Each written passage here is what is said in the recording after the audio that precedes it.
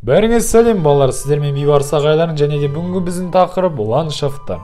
Алдымен тауларды қарастырып өтейік. Таулар қатты жер қыртысының қозғалыс әсерінен пайда болды. Ең биік, ең жас таулар жердің ішіндегі орасан зор қысымның әсерінен қазірде өсуін жалғастыруда. Таулар қалай пайда болды? Таулардың пайда болуы. Таулар үш түрлі жолмен пайда болады. Жанартаулы тауларды жанартаулар қалыптастырады. Қатпарлы таулар тау жыныстарының қабаттары көрпенің қатпары сияқты жинақталған кезде пайда болады. Қатпарлы үйінді таулар тау жыныстарының фрагменті жер толқуы кезінде иілетін немесе итеріліп шығаратын кезде пайда болады. Бұл жер қыртысында тектондық сыну сызығы бойымен жүреді. Жердегі ең биік тау қай тау? Азиядағы Гималай тау жүйесінде Эверест тауының биіктігі 8863 метр. Гималайда әлемнің ең жоғары 20 шыңы бар. Барлығы 8000 метрден жоғары.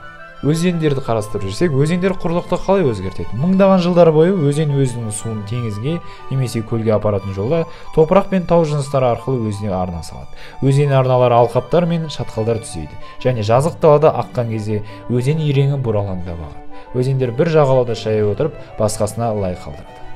Ауа райы ландшафтты қалай өзгертеді? Жер ландшафты жел, су, мұз және аяз сияқты енуші күштер көмегімен тау жыныстары мен топырақты тоздыратын эрозия кесірінен ұдайы өзгеріп тұрады. Енді шатқалдарға келетін болсақ балалар, әлемдегі ең үлкен шатқал қайсысы?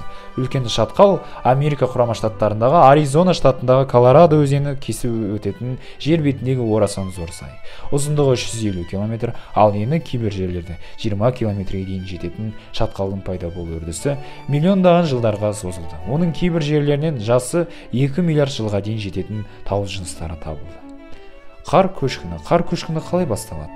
Қар көшкіндері қатты жел, қардың еруі, қатты дыбыстар және тіпті шаңғы мен бос қарда сырғанау әсерінен басталады.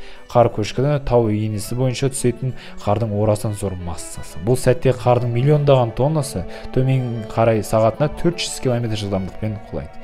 Ең үлкен қар көшкіндері әрине ең биік тауда Гималайда болады. Міне балалар, бүгінгі біздің сабағымыз аяқталды. Әлі талай қызық сабақтарда кездесеміз деп ойлаймын. Сіздермен болған бейбарыс ағайларым, қош сау болыңыздар.